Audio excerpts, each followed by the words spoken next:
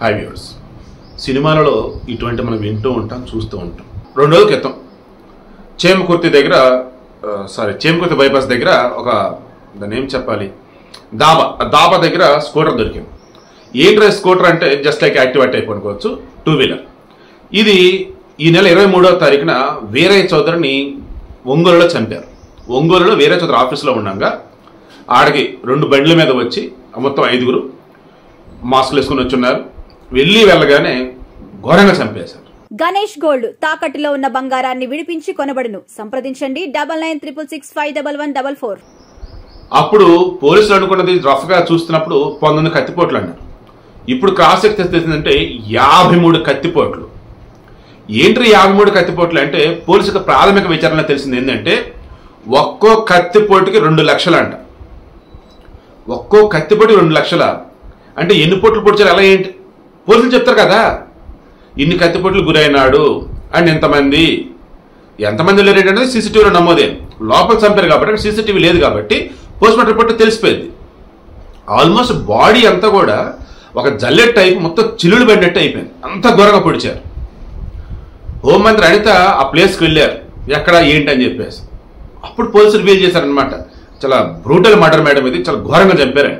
అసలు మీ దర్యాప్తులో ఏం తెలియదు ఇప్పటి వరకు అన్నప్పుడు పోలీసు చెప్పింది ఏంటంటే ఫస్ట్ థింగ్ 3 నెలల క్రితం వాళ్ళు చంపుదామని చెప్పేసి అనుకున్నారు. అంటే 3 నెలలుగా చంపడానికి రెడీగా ఉన్నారు. అయితే 2 వారాల క్రితం జరిగిన ఇన్సిడెంట్ మొన్న 23వ తారీఖున, దానికి 2 వారాల క్రితం అంటే 14 రోజులు వెనక్కి వెళ్ళిపోయాడు. దెన్ అరౌండ్ 9వ తారీఖున అలా వచ్చేసి ఈ ఒంగోలు దగ్గర త్రోవగుంట దగ్గర లాడ్జ్లో దిగారు. ఈ 2 వారాల పాటు డైలీ రావటం, వీరయ్య చౌదరిని ఫాలో అవటం, వీరయ్య చౌదరి ఎప్పుడు వస్తాడు ఎప్పుడు వెళ్తాడు. వీరయ్య చౌదరి ఆఫీస్ ఉంది కదా, ఆయన గతంలో నాగులపల్లిపేట మండలానికి సంబంధించి ప్రెసిడెంట్గా చేస్తున్నాడు, ఎంపీపీగా మండల పరిషత్ ప్రెసిడెంట్ అని లైక్ ఇలా. ఆయన అమ్మనబ్రోలు మా గ్రామం. సో వీరయ్య చౌదరి మంచి తెలియగలవాడు, చదువుకున్నవాడు అండ్ ఏమంటారు జనరల్ ఇష్యూస్ మీద మంచి గ్రిప్ ఉన్నవాడు. ఈవెన్ నారా లోకేష్ శుభకాలం పాదయాత్రలో కూడా దాదాపు 100 రోజుల పాటు ఆయనతో పాటు ట్రావెల్ చేస్తున్నాడు. ఇలా యూత్లో కూడా ఇతనికి మంచి ఫ్యాన్ బేస్ ఉంది, పార్టీలో మంచి గ్రిప్ ఉంది. త్వరలో వీరికి కొంచెం పెద్దది నామినేట్ పోస్ట్ అయిపోతుందని చెప్పేసి అర్థమైపోయింది. ఇక ఏం చేస్తున్నారు, ఇక ఎదగనివ్వకూడదు, వన్స్ ఎదిగేటట్టే మనకు దొరకదు అనుకున్నారు. ఎందుకంటే మనకు కూడా సమాచారం ప్రకారం పబ్లిక్ డిస్ట్రిబ్యూషన్ సిస్టమ్ రైస్ అంటారు చూసారా, రేషన్ బియ్యం, దీనికి సంబంధించి వైసీపీ హయాంలో ఎవరైతే అడ్డదిడ్డంగా అమ్ముకోవటం కావచ్చు, స్మగ్లింగ్ చేయడం చేస్తున్నారో వాళ్ళ భాగవతం అంతా కూడా ఇతను తెలుసు అండ్ మధ్య మధ్యలో బయట పెట్టాడు. ఇప్పుడు ఏకంగా అధికారంలో వీళ్ళు ఉన్నారు.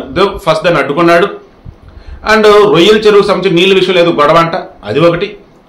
అండ్ వీళ్ళతో కాకుండా మళ్ళీ వేరే వాళ్ళతో అన్నప్పుడు గతంలో టీడీపీలో పనిచేసి అదొక వైసీపీలోకి వెళ్ళిపోయి మొన్న వచ్చేసి అగైన్ మరలా వైసీపీకి పనిచేస్తున్నట్టు చెప్తున్నా, మన టీడీపీ పనిచేస్తున్నట్టు చెప్తున్నా, సంథింగ్ లైక్ దట్.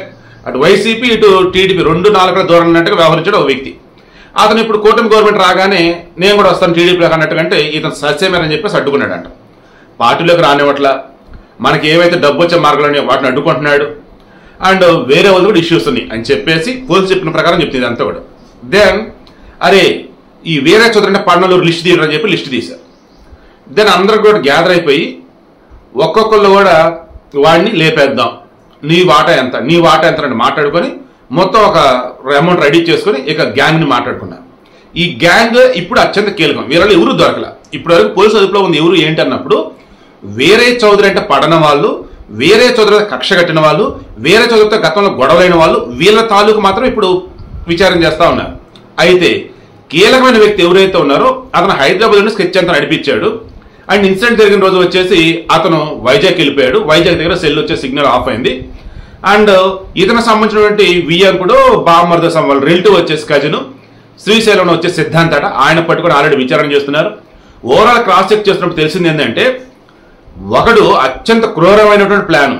ఎంత ప్లాన్ ఏంటంటే అతనికి కీలకంగా ఉన్నటువంటి గతంలో వైసీపీ హయాంలో మంత్రులతో ఎమ్మెల్యేలతో కార్డ్మేట్, దట్ మీన్స్ కార్డ్స్ అంట, పేకాట అండ్ వాళ్ళకి ఫండింగ్ ఇవ్వటం అండ్ ప్రభుత్వం వైసీపీ హయాంలో వచ్చేసి ఇసుక, రేషన్ బియ్యం ఇలా 1.25 లక్ష అంటే అతను నడిపించినాయి.